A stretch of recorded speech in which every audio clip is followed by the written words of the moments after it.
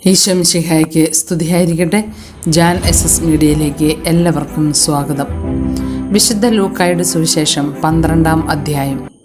12-ാം അധ്യായത്തിലെ 27 വചനഭാഗങ്ങളിൽ നിന്നുള്ള ചോദ്യോത്തരങ്ങളാണ് ഈ വീഡിയോയിൽ ഉൾപ്പെടുത്തിയിരിക്കുന്നത്. ചോദ്യം 1. പരസ്പരം ചവിട്ടേൽക്കത്തക്ക വിധം ആയിരക്കണക്കിന് ജനങ്ങൾ തിങ്ങിക്കൂടിയത് ആരുടെ ചുറ്റുമാണ്? യേശുവിന് ചുറ്റും. 2. ആരുടെ കാപഠ്യമാകുന്ന പുളിപ്പിനെ സൂക്ഷിച്ചു കൊള്ളാനാണ് യേശു ശിഷ്യന്മാരോട് പറഞ്ഞത്? ഫരിസേയരുടെ. 3. ഫരിസേയരുടെ കാപഠ്യമാകുന്ന പുളിപ്പിനെ ഡാഷ് വിട്ടുപോയ ഭാഗം പൂരിപ്പിക്കുക, സൂക്ഷിച്ചു കൊള്ളാൻ.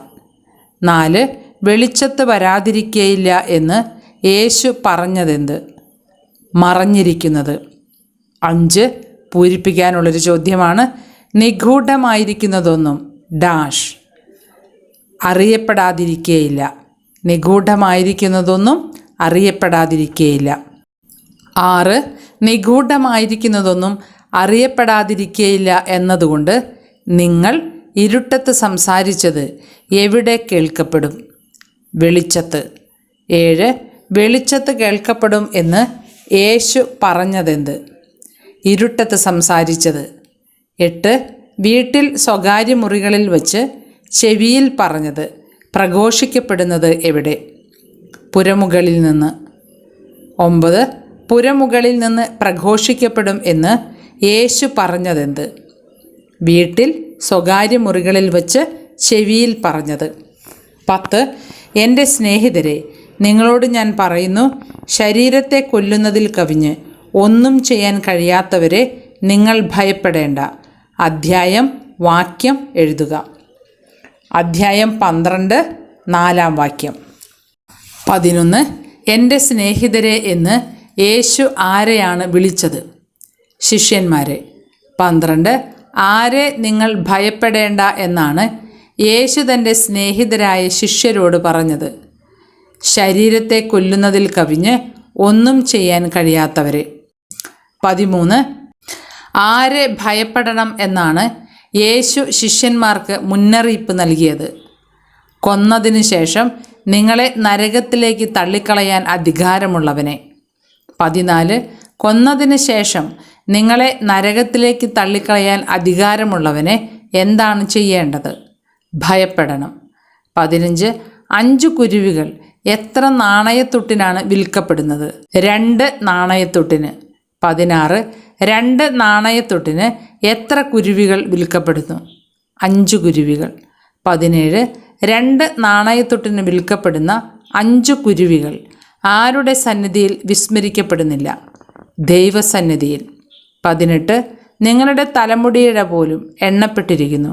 ഭയപ്പെടേണ്ട, നിങ്ങൾ അനേകം കുരുവികളേക്കാൾ വിലയുള്ളവരാണ്. അധ്യായം വാക്യം എഴുതുക. 12-ാം അധ്യായം 7-ാം വാക്യം. 19. മനുഷ്യരുടെ മുമ്പിൽ എന്നെ ഏറ്റുപറയുന്ന ഏതൊരുവനെയും ആരുടെ മുമ്പിൽ ഞാനും ഏറ്റുപറയും എന്നാണ് യേശു പറഞ്ഞത്? ദൈവത്തിൻ്റെ ദൂതന്മാരുടെ മുൻപിൽ. 20. മനുഷ്യരുടെ മുൻപിൽ എന്നെ തള്ളിപ്പറയുന്നവൻ ആരുടെ മുമ്പിലും തള്ളിപ്പറയപ്പെടും? ദൈവത്തിൻ്റെ ദൂതന്മാരുടെയും മുമ്പിലും. 21. മനുഷ്യരുടെ മുമ്പിൽ യേശുവിനെ ഏറ്റുപറയുന്നവനെയും മനുഷ്യരുടെ മുമ്പിൽ യേശുവിനെ തള്ളിപ്പറയുന്നവനെയും യേശു ആരുടെ മുമ്പിലാണ് ഏറ്റുപറയുകയും തള്ളിപ്പറയുകയും ചെയ്യുന്നത്? ദൈവത്തിൻ്റെ ദൂതന്മാരുടെ മുമ്പിൽ. 22. ആർക്കെതിരായി സംസാരിക്കുന്നവനോടാണ് ക്ഷമിക്കപ്പെടുന്നത്? മനുഷ്യപുത്രന് എതിരായി സംസാരിക്കുന്നവനോട്. 23. ആർക്കെതിരായി ദൂഷണം പറയുന്നവനോട് ക്ഷമിക്കപ്പെടുകയില്ലാത്തത്? പരിശുദ്ധാത്മാവിനെതിരായി. 24. പരിശുദ്ധാത്മാവിനെതിരെ എന്തു പറയുന്നവനോടാണ് ക്ഷമിക്കപ്പെടാത്തത്? ദൂഷണം പറയുന്നവനോട്. 25. എന്ത് ഉത്തരം കൊടുക്കുമെന്നും എന്ത് പറയുമെന്നും ഉത്കണ്ഠാകുലരാകേണ്ട. ആര് ആരോട് പറഞ്ഞു? യേശു ശിഷ്യരോട്. 26. ആരുടെയെല്ലാം മുമ്പിൽ പോകുമ്പോഴാണ് എന്ത് ഉത്തരം കൊടുക്കുമെന്നും എന്തു പറയുമെന്നും ഉത്കണ്ഠാകുലരാകേണ്ട എന്ന് യേശു പറഞ്ഞത്? സിനഗോഗുകളിലും അധികാരികളുടെയും ഭരണാധിപന്മാരുടെയും. 27. എന്താണ് പറയേണ്ടത് എന്ന് ആ സമയത്ത് നിങ്ങളെ ആര് പഠിപ്പിക്കും എന്നാണ് യേശു ശിഷ്യന്മാരോട് പറഞ്ഞത്. പരിശുദ്ധാത്മാവ്. 28 എൻ്റെ സഹോദരനോട് എന്ത് പങ്കുവയ്ക്കുവാൻ കൽപ്പിക്കണമേ എന്നാണ് ജനക്കൂട്ടത്തിൽ നിന്ന് ഒരുവൻ യേശുവിനോട് പറഞ്ഞത്. പിതൃസ്വത്ത്. 29 പിതൃസ്വത്ത് ഞാനുമായി പങ്കുവയ്ക്കാൻ ആരോടാണ് കൽപ്പിക്കേണ്ടത്? സഹോദരനോട്. 30 പിതൃസ്വത്ത് ഞാനുമായി പങ്കുവയ്ക്കാൻ സഹോദരനോട് കൽപ്പിക്കണമേ എന്ന് യേശുവിനോട് പറഞ്ഞപ്പോൾ യേശുവിൻ്റെ മറുപടി എന്തായിരുന്നു? ഹേ മനുഷ്യ, എന്നെ നിങ്ങളുടെ ന്യായാധിപനോ സ്വത്ത് ഭാഗിക്കുന്നവനോ ആയി ആര് നിയമിച്ചു? 31 എന്നെ നിങ്ങളുടെ ന്യായാധിപനോ സ്വത്ത് ഭാഗിക്കുന്നവനോ ആയി ആര് നിയമിച്ചു എന്ന് ചോദിച്ചുകൊണ്ട് നൽകിയ നിർദ്ദേശം എന്ത്? ജാഗരൂകരായിരിക്കുവിൻ എന്ന്. 32 ജാഗരൂകരായിരിക്കുവിൻ എന്ന നിർദ്ദേശം നൽകിക്കൊണ്ട് യേശു പറഞ്ഞതെന്ത്? എല്ലാ അത്യാഗ്രഹങ്ങളിൽ നിന്ന് അകന്നിരിക്കുവിൻ എന്ന്. 33 എന്തുകൊണ്ടല്ല മനുഷ്യജീവിതം ധന്യമാകുന്നത്? സമ്പത്ത് കൊണ്ടല്ല. 34 മനുഷ്യജീവിതം സമ്പത്ത് കൊണ്ടല്ല ധന്യമാകുന്നത് എന്ന് പറയാൻ യേശു എന്താണ് അവരോട് പറഞ്ഞത്? ഒരു ഉപമ. 35 ആരുടെ ഉപമയാണ് യേശു പറഞ്ഞത്? ഒരു ധനികൻ്റെ. 36 ധനികൻ്റെ കൃഷിസ്ഥലം എങ്ങനെ വിളവ് നൽകിയെന്നാണ് യേശു ഉപമയിൽ പറഞ്ഞിരിക്കുന്നത്? സമൃദ്ധമായ വിളവ്. 37 ധനികനായ മനുഷ്യൻ തൻ്റെ സമൃദ്ധമായ വിളവ് കണ്ടിട്ട് എന്താണ് ചിന്തിച്ചത്? ഈ ധാന്യം മുഴുവൻ സൂക്ഷിക്കാൻ എനിക്ക് സ്ഥലമില്ലല്ലോ എന്ന്. 38 സമൃദ്ധമായ വിളവ് ശേഖരിക്കാൻ ഞാൻ എന്തു ചെയ്യും എന്നാണ് ധനികൻ പറഞ്ഞത്? എൻ്റെ അറപ്പുരകൾ പൊളിച്ച് കൂടുതൽ വലിയവ പണിയും, അതിൽ എൻ്റെ ധാന്യവും വിഭവങ്ങളും സംഭരിക്കും. 39 വലിയ അറപ്പുരകളിൽ ധാന്യം ശേഖരിച്ചിട്ട് ധനികൻ ആരോട് പറയും എന്നാണ് വചനം പറയുന്നത്? ആത്മാവിനോട്. 40 ആത്മാവിനോട് എന്താണ് ധനികൻ പറയുന്നത്? ആത്മാവെ, അനേക വർഷത്തേക്ക് വേണ്ട വിഭവങ്ങൾ നിനക്കായി സംഭരിക്കപ്പെട്ടിരിക്കുന്നു, വിശ്രമിക്കുക, തിന്നുകുടിച്ച് ആനന്ദിക്കുക. 41 ആത്മാവെ, അനേക വർഷത്തേക്ക് വേണ്ട എന്താണ് നിനക്കായി സംഭരിക്കപ്പെട്ടിരിക്കുന്നത്? വിഭവങ്ങൾ. 42 സംഭരിച്ചു വച്ചിരിക്കുന്ന ധാന്യങ്ങൾ എന്ത് ചെയ്യാനാണ് ആത്മാവിനോട് ധനികൻ പറയുന്നത്? വിശ്രമിക്കുക, തിന്നുകുടിച്ച് ആനന്ദിക്കുക. 43 ദൈവം ധനികനെ വിളിച്ചത് എങ്ങനെ? ഭോഷ. 44 ഭോഷനായ ധനികനോട് ഈ രാത്രി നിന്നിൽ നിന്ന് എന്ത് ആവശ്യപ്പെടും എന്നാണ് പറഞ്ഞത്? നിന്റെ ആത്മാവിനെ. 45 ഈ രാത്രി നിന്നിൽ നിന്ന് നിന്റെ ആത്മാവിനെ ആവശ്യപ്പെട്ടാൽ നീ ഒരുക്കി വച്ചിരിക്കുന്നവ ആരുടേതാകും? യേശു ആരോട് പറഞ്ഞ വാക്യങ്ങളാണ്? ഭോഷനായ ധനികനോട്. 46 ആർക്കെല്ലാമാണ് ഈ ധനികൻ്റെ സ്ഥിതി വരുന്നത് എന്നാണ് യേശു 12:21 പറഞ്ഞിരിക്കുന്നത്? ദൈവസന്നിധിയിൽ സമ്പന്നനാകാതെ തനിക്ക് വേണ്ടി സമ്പത്ത് ശേഖരിച്ചു വയ്ക്കുന്നവന്. 47 ദൈവസന്നിധിയിൽ സമ്പന്നനാകാതെ തനിക്ക് വേണ്ടി സമ്പത്ത് ശേഖരിച്ചു വയ്ക്കുന്ന ധനികൻ്റെ ഉപമ പറഞ്ഞുകൊണ്ട് യേശു എന്താണ് എല്ലാവരോടുമായി പറഞ്ഞത്? ദൈവപരിപാലനയിൽ ആശ്രയിക്കാൻ. 48 യേശു ശിഷ്യരോട് 12:28 പറഞ്ഞിരിക്കുന്നത് എന്താണ്? എന്ത് ഭക്ഷിക്കും എന്ന ജീവനെപ്പറ്റിയോ എന്ത് ധരിക്കും എന്ന ശരീരത്തെപ്പറ്റിയോ നിങ്ങൾ ആകുലരാകേണ്ട.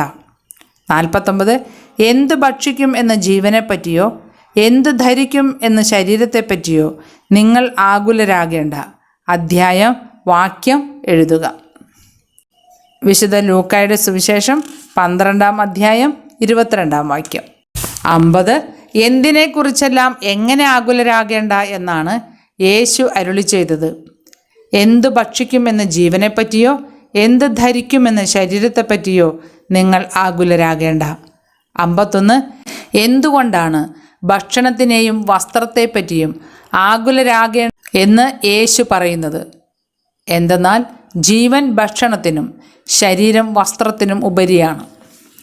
52 കാക്കകളെ നോക്കുവിൻ, അവ വിതയ്ക്കുന്നില്ല, കൊയ്യുന്നില്ല, അവയ്ക്ക് കലവറയോ കളപ്പുരയോ ഇല്ല, എങ്കിലും ദൈവം അവയെ പോറ്റുന്നു.